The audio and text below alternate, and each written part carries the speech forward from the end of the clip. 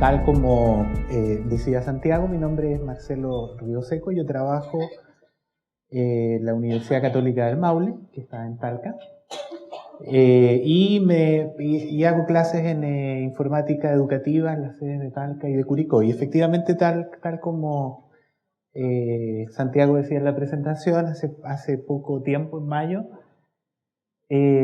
publiqué un libro que la verdad que la presentación se basa en el contenido, en el tema del libro. El tema de la presentación es una propuesta de evaluación de aprendizajes basada en la autoevaluación asistida, que es el modelo que tiene detrás el libro.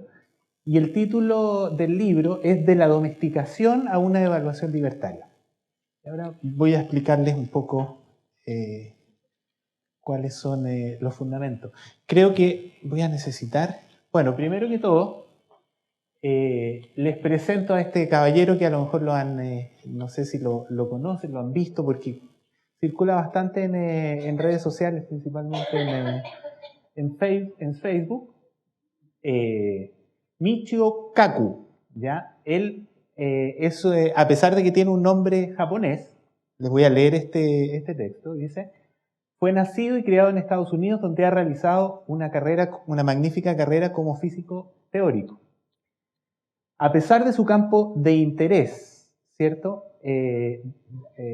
Digamos que es la física teórica, él tuvo una fuerte educación religiosa de distintas culturas, porque tiene origen budista y al mismo tiempo, al estar en Occidente, recibe influencia de la religión cristiana.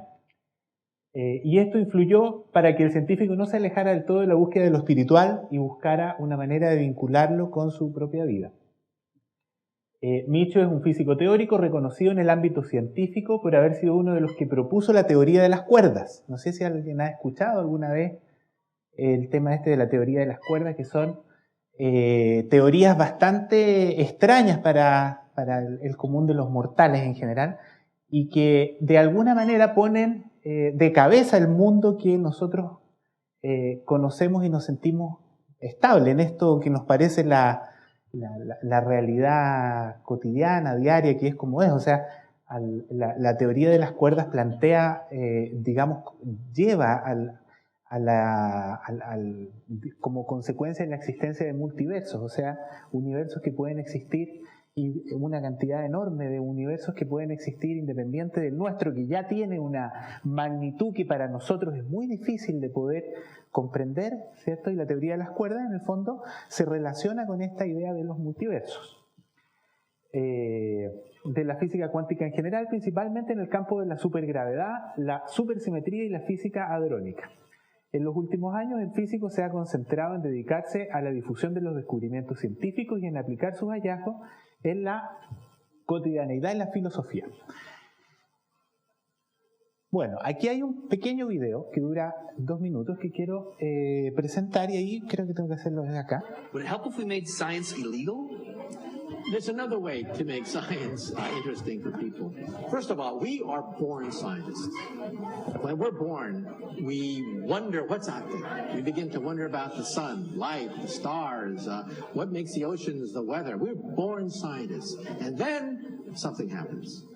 When we hit the danger years of junior high school and high school, that's when it's literally crushed out of us. Those are the worst.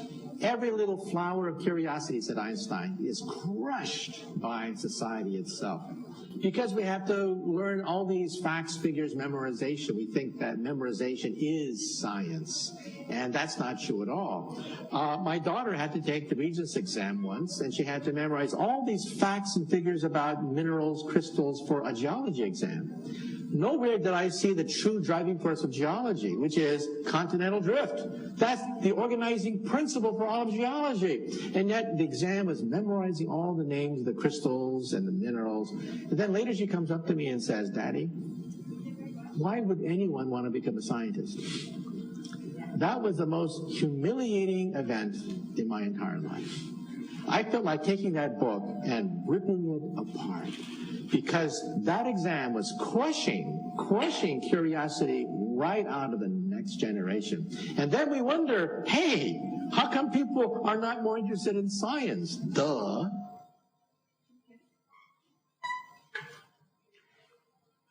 Perfecto. Bueno,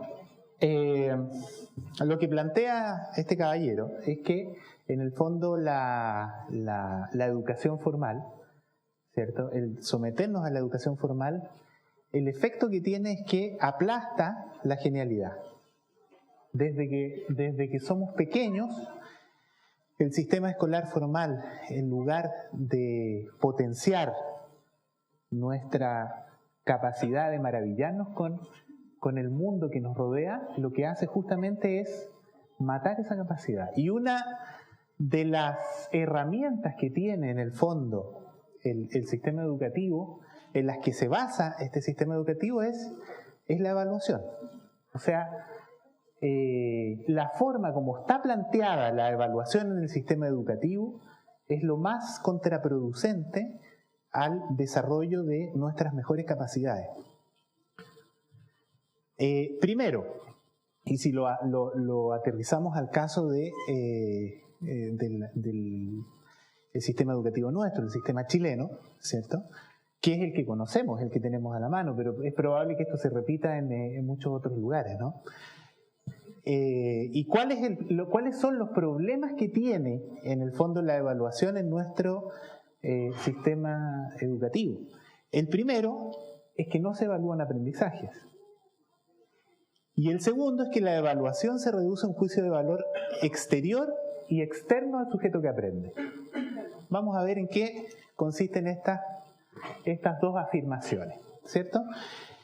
Si nosotros entendemos el aprendizaje, primero tenemos que preguntarnos, cuando hablamos de aprendizaje, ¿a qué nos estamos refiriendo? ¿Cierto? Si buscan definiciones, si buscan de algún modo el concepto de aprendizaje, se van a encontrar con tres elementos en prácticamente todas las definiciones. El primero es que el aprendizaje es un proceso, y es un proceso que conduce a un determinado resultado. El segundo, que involucra un cambio o transformación en la persona que aprende, ya sea en su comportamiento, en sus estructuras mentales y cerebrales, en sus emociones, etc. O sea, el aprendizaje es un proceso de transformación. Partimos de un estado A y vamos hacia un estado B a través de este proceso que experimentamos. Y en tercer lugar, se produce como resultado de la experiencia, porque hay algunas de estas transformaciones que se generan de manera natural, por ejemplo, el crecimiento.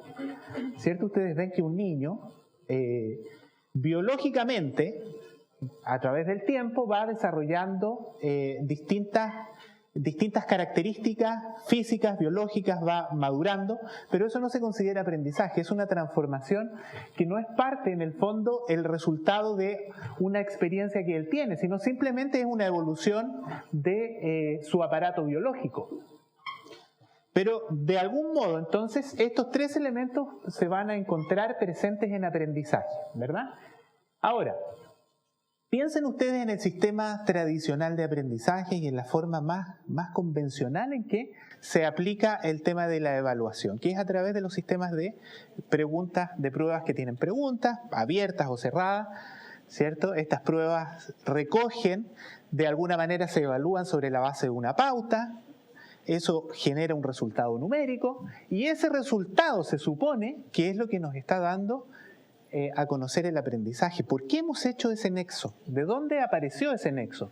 ¿Qué tiene que ver el resultado numérico de ese test con este proceso de transformación que se supone que el sujeto ha experimentado y que lo ha hecho, en el fondo, tener una mejor capacidad adaptativa ante algo? ¿Cómo podemos establecer ese vínculo? O sea, es difícil realmente poder sostener que ese instrumento, que esa forma de evaluar está realmente midiendo aprendizaje. Bueno, el segundo elemento que se plantea como problemático en la presentación es que la evaluación además se reduce a un juicio de valor, ¿cierto? Un juicio de valor, en primer lugar, externo, extemporáneo, que es inoportuno en el sentido, ¿a qué se refiere extemporáneo?